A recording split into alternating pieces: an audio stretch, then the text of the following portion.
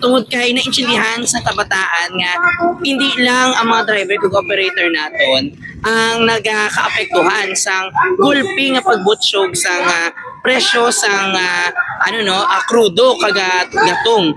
Nagligad pa nga mga sinimana, ginalantaw-lantaw na sang kabataan nga sa pagtaas ang presyo sang gatong. Magataas man ang presyo sang plitihan sang mga prime commodities nga kung magtaas ina, numero uno nga apektado sina, syempre kami nga mga estudyante, nga mga nag-uobra mga kabataan, nga magalukdo sang gulpi nga pagtaas presyo. Gani subong bago lang updated nga presyo sa aton mga krudo, 102 na dire sa may Caltex. Sa iban siguro medyo mahal-mahal pagid na.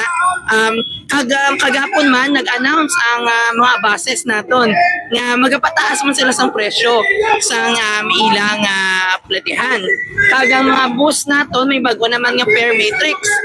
Mga jeep gali may bago naman nga fare matrix. Mutsulingon nag-amat-amat na trickle down ang dako nga lulukduhon sang wala pag pumuluyo upod ang kabataan nga platihan. Dugay-dugay magataas man ang presyo sang bugas. Magataas man ang presyo sa tanan-tanan ng mga prime commodities natin, ilabi na ang pagkaon.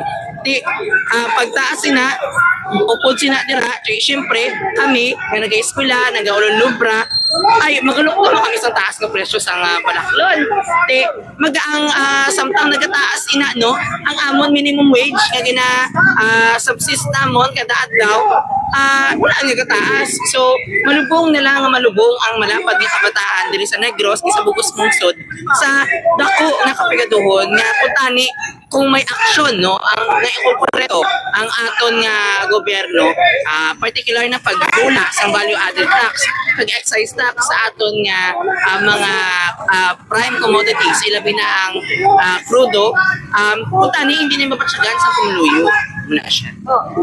May mga kabataan nagunta sa eskwela o kung sige pa man? Subong wala pa man nato na monitor nga may mag-unta kitong eskwela na to kay gulpi nagtaas ang krudo. Pero laban-laban no, may mga kabataan nga mapersagid nga kung kaisa mag-absent tungod kay kulang ang ilang nga mga balunan para sa pretihan no nga mag-amat-amat taas naman. Mong gani nga kung kaisa no ga resort na nga magamangita obra, hindi na mangin full-time student, part-time student, part-time worker na para lang mapunan ang ila gasto.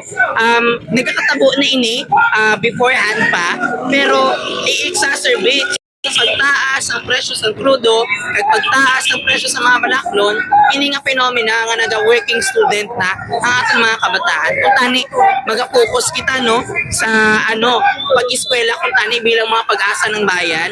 Pero ang mga pag-asa ng bayan naton para lang matustusan ang ilang pag-eskwela, kinanglan nga mangin part-time worker na.